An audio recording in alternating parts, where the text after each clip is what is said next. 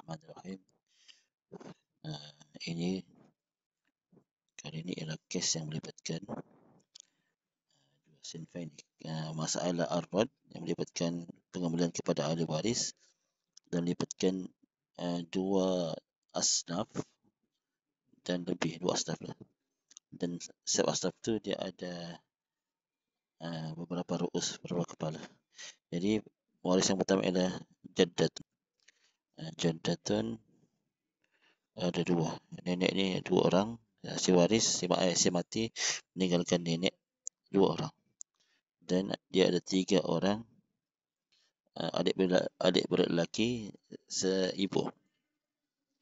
Maka bahagian kita tambah bahagian dulu, bahagian untuk jaddatun nenek. Nenek ni menempati ibu lah. Apabila ibu tiada, maka nenek akan dapat nenek yang betul dan nenek yang sahih, maka dia akan dapat 1/6. Akun di umin pula dia akan dapat 1/3. Lepas tu asal masalah ialah kita perhatikan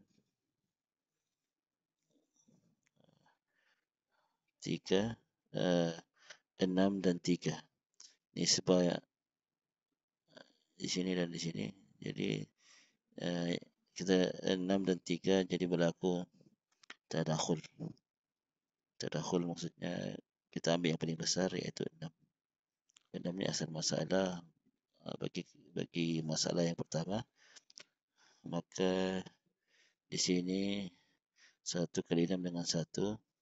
Ini untuk dapat 6 kali 2. Jadi 1 kali 2 darab 2 sama dengan 2.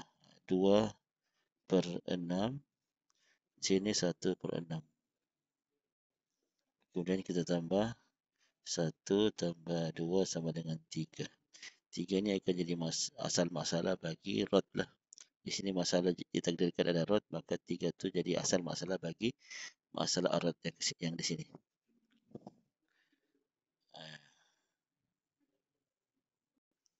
Dan saham bagi setiap asnaf akan jadi asnaf, jadi bahagian juga bagi masalah rod ni. Sini 1, sini 2. Sama juga. Seterusnya kita akan, sebab dia ada beberapa ru'us. Jadi kalau kita mau dapatkan mutasil bin masalah, nombor yang mengesahkan masalah yang tidak berlaku pecahan, maka kita akan lihat nisbah. Nisbah ru'us lah. Kalau ru'usnya sama ada berlaku tabayun ataupun tawafuk, di sini berlakunya tabayun. Tabayun ni tidak boleh didarab atau dibagi dengan pecahan yang sama. Maka ru'usnya kita akan letak di sini. Kita akan jagalah.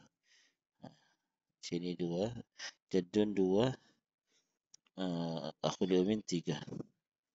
Dan hasil darab 2 dan 3 ni, itulah akan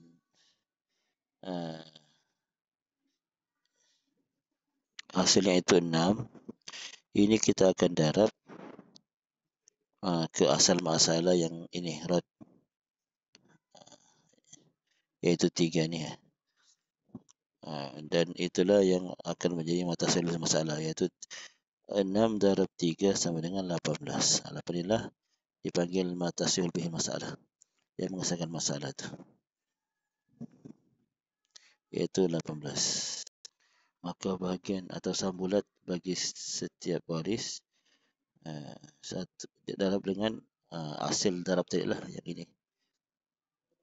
Ini kita akan darabkan dengan sahamnya, iaitu 6 darab 1 sama dengan 6. 6 darab 2 sama dengan 12. Jadi itulah masalah bagi setiap waris. Wallahu a'lam. Dia punya bahagian bagi setiap waris. Jika berlakunya rod.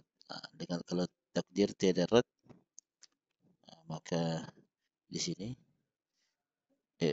yalah, kalau lebihannya 3 ni dibagi kepada Baitul Mal, maka inilah bagiannya, jadatun 1/2. 1/2 1/6, 1/6. 1/6. Dan seterusnya lah, ini 2/6.